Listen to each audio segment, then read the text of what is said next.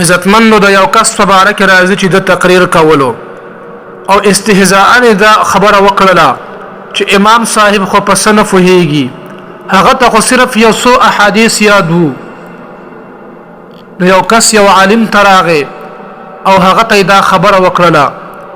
هغه فورا ویل چې د دې کس آخري انجام بداوي چې دا به د دنیا نه مرتد زی دا به مرتد کیږي ایمان به ختميږي یو هفته وروسته دا کس مرزایی شو او د خلکو د وړاندې دغه ذلیل او رسوا شو خلکو د کلی نه وشاړو د دینه پس خلک د نیک عالم تراغلل او د دنه تاسو کو چې تا ته دا څنګه پته وا چې دا سړی به کافر کیږي هغه ورته په جواب کې وویل کله چې تاسو ماته وویل چې دا سړی د امام اعظم ابو حنیفه رحمه الله ډیره ګستاخی کوي نو زما پرېز خو امام صاحب د الله جل شانه ولیدي او حدیث قدسی دی الله رب العزت فرمای من عاد لي وليا فقد آذنته بالحرب څوک چې زما د یو ولی سره دشمنی کوي نو زما هغه ته اعلان جنگ دی نو چې کله دې سړی ته د الله جل شانه د طرف نه اعلان جنگ وشو او په جنگ کې هر فريق دا غواړي چې د مقابل اعلی شیز قبض کی او د الله جل شانه پرېز خو ایمان نبل اعلی شیز نشته دی نو ما د ځان سره سوچ وکړو چې وس د کس سره د ایمان نشي پاتې کېده نو ځکه مې تاسو ته ویل چې دا سړی به مرتد کیږي د دارالعلوم دیوبند محترم حضرت مولانا قاری محمد طیب رحمه الله فرمایي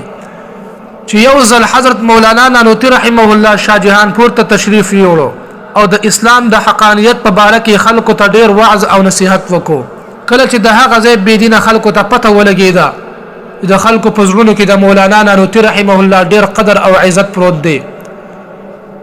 نو د دې د بدنامولو لپاره مختلف طریقې وکړلې خو کامیاب هغوی نشو آخر کار هغوی داسې پروګرام جوړ کو چې په خپل ملګرو کې یو کس ته کفن ورواغستو او هغه کس ته ویل چې کله د جنازې دوه تکبیرونه وشي نو تب زر فاسي نو د نانوتی رحمه الله پورې به خلک وخاندي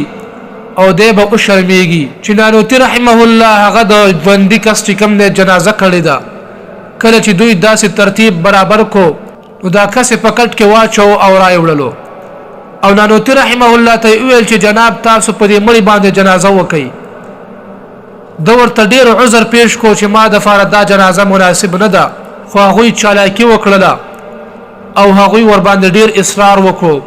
او ورته ویل چې جناب دا جنازه به تاسو خامخا کوئ په هغه ځای کې چې کوم خلک موجود وي هغه وایي چې مولانا صاحب یو طرف ته ولاړو موږ د هغه مخ ته قتل مخې د غسین تکسر وو او په مخې د خفګان اثر ښکارېدو کله چې هغه ډیر اصرار وکړو نو د جنازې ته ورمخ کې شو کله چې دوه تکبیرات وشو نو د شاته خپل ملګرو د کست ټوخي کول چې را پاسه خو هغه نه را پاسېدو کله چې جنازه ختم شوه نو مولانا صاحب ډیر په غوسه کې ویل دا وس نشي را پاسېدل او خلک د هغه روان شو کله چې خلکو هغه کس وکړو نو واقع مړ شوی وو څومره خلک چې موجود وو او څومره خلکو چې په مولانا صاحب پسې مسخري کولې هغه ټول را منډ کړل او د مولانا صاحب په خپل باندې هغه پریوتل او د هغه نه معافي وغوښتله دیو جن محترم یو شاعر فرمایي په هر ځنګل دا ګمان مکه چې غني دا خالدي کې دیش چې په دې کې زمري اودوي نو دغه شان دی عاجز علما کرام ته په غلط نظر باندې مګورئ دوی ته نقصان نسول محترم خپل اخرت بربادول لهذا د علما قدر او احترام مکي د دوی مټي جوړ شي دوی تر دې بده موایي